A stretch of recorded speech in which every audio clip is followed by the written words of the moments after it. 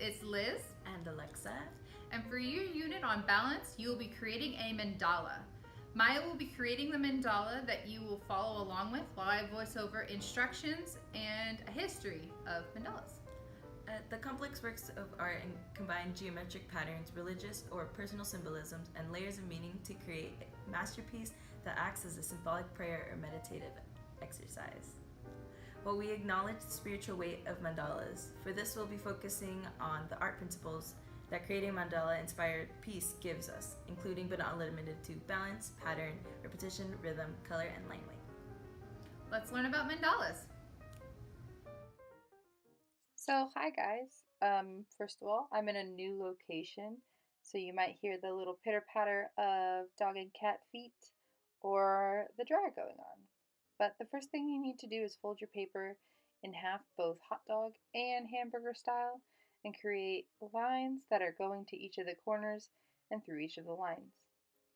The point of this is to create a pattern. So in each of the sections of your paper, you will be making marks and repeating that mark until all of the sections have the same mark.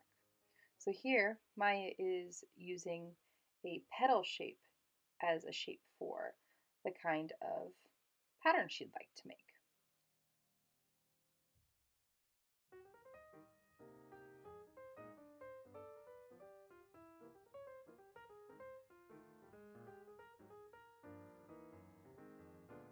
Maya used pencils for her outline and then decided to go in directly with gouache for her pattern. You are by all means not limited to gouache. You can go ahead and make the entire mandala in pencil first and then go over in gouache or marker or color pencil. You'll see later in the video my mandala has cutouts in it, so there's not really any limits on what you can create.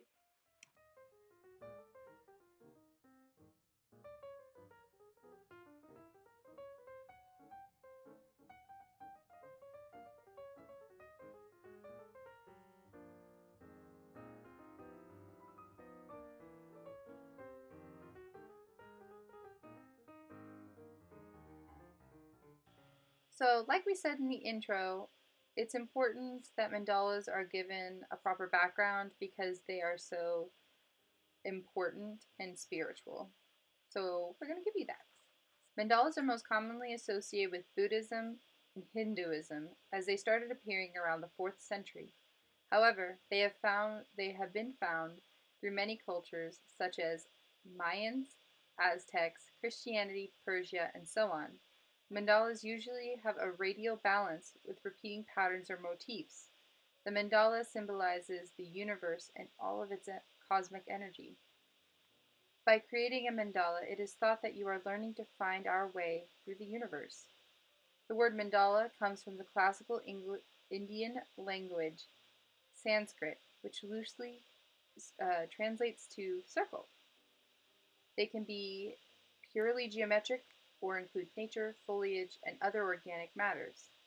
They can be used in many ways for purposes such as focusing attention, meditation, spiritual guidance tools, establishing sacred spaces, and trace induction.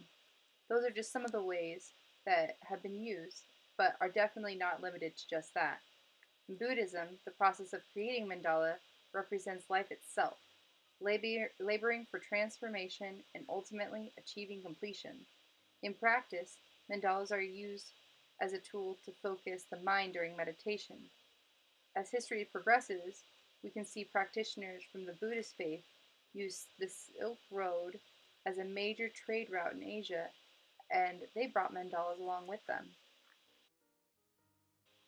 We talked a little bit about what you can put in your mandala, and so geometric include nature, foliage, and other organic matters, but you can also use color to represent certain things in your mandala. So in Buddhist, the color is sometimes representative.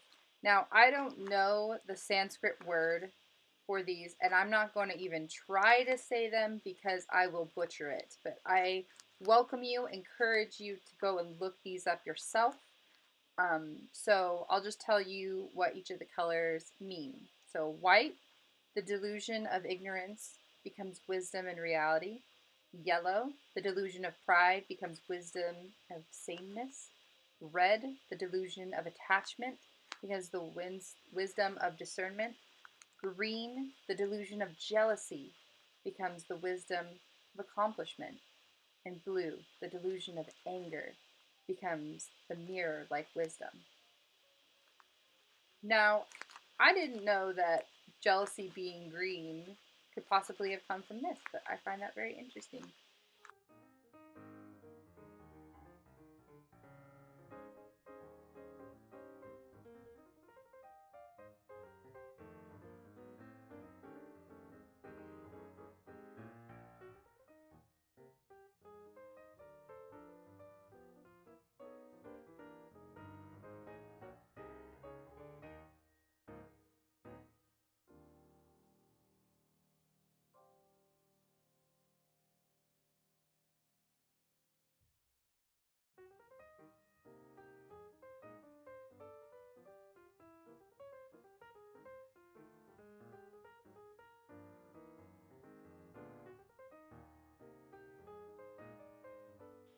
At this point, Maya is just adding more shapes and is going to add more colors and things like this where she sees fit in the same sort of pattern method that she is using.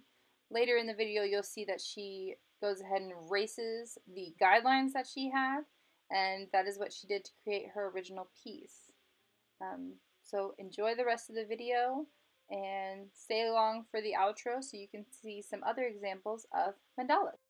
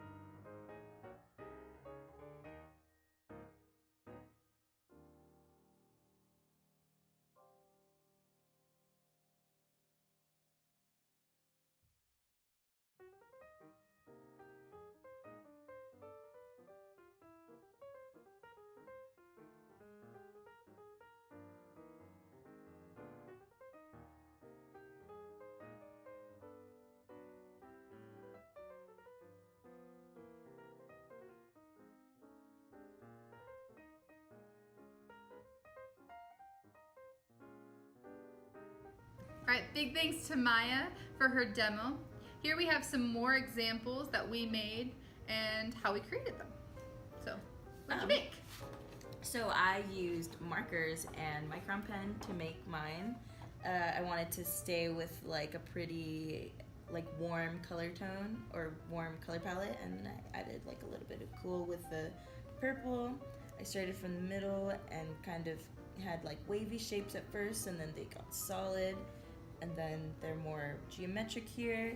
I wasn't really thinking too much about having it all be equal rather than just, I don't know, going with the flow and kind of just taking the punches as they came. Yeah, more of a like graphic kind of illustrative cartoony style. Nice. Yeah, what about you? All right, so I liked focusing on the idea of like circles. So my color scheme is a rainbow color scheme because it goes in a circle like the color wheel.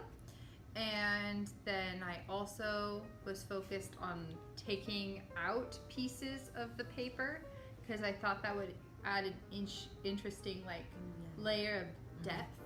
I thought that was really cool. So I was really more focused on creating the circles and making it seem very like flowing out. It ended up kind of looking like sacred geometry, which wasn't my initial intention, but I think it came out pretty. So, and I like the cutouts. Those are my favorite parts, which you guys can create with your X-Acto knives. If you have any questions, let your professor know. We're super excited to see what you guys come up with. Yeah. Thank you guys. Thanks. See you later. Bye.